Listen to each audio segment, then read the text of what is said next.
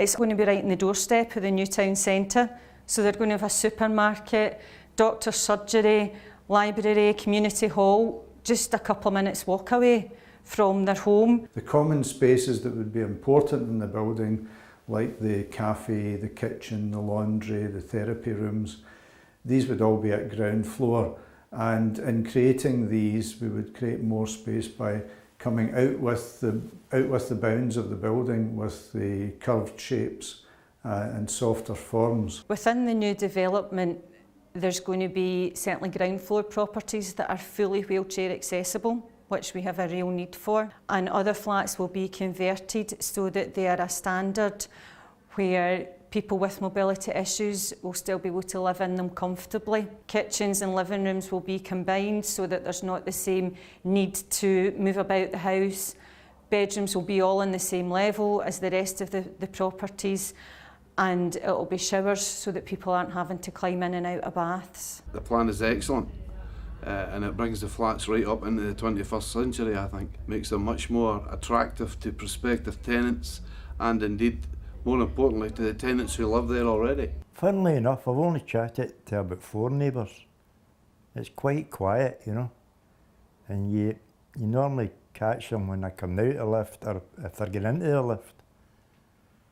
And that's about it. I think the heating could be improved a hell of a lot. Well, like to these storage heaters, you put them on and they just run away with money. And they're ancient. The water pressure, the hot water especially, is you couldn't put your hand under it. It's roasting hot and it's only a trickle. You've got to heat your house and you've got to pay your rent. And I've only got the one income and that's my pension.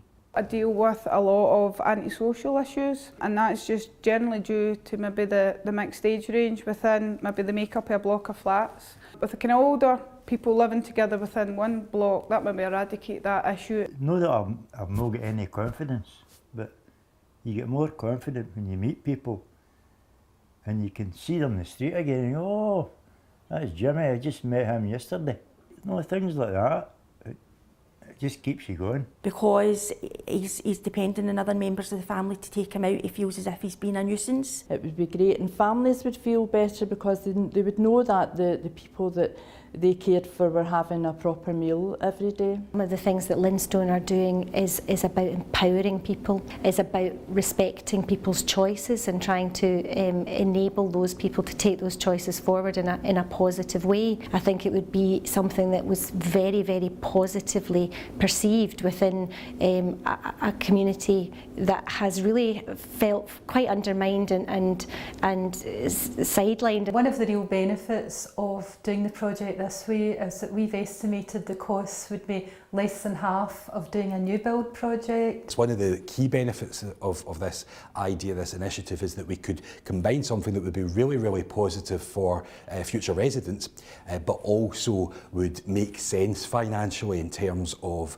reduced cost potentially later on. The real important thing about this sort of project is that it does fit with the government's agenda for reshaping care for older people in terms of preventative care, and instead of people maybe having to be admitted into hospital or into care homes, then they could actually live in their own home independently for longer with the support that they need. So the idea is that it would actually reduce the amount of expenditure on older people. I think what we've seen is an example of a forward-looking, innovative organisation which is really genuinely always looking to see how they can best meet the needs of older residents.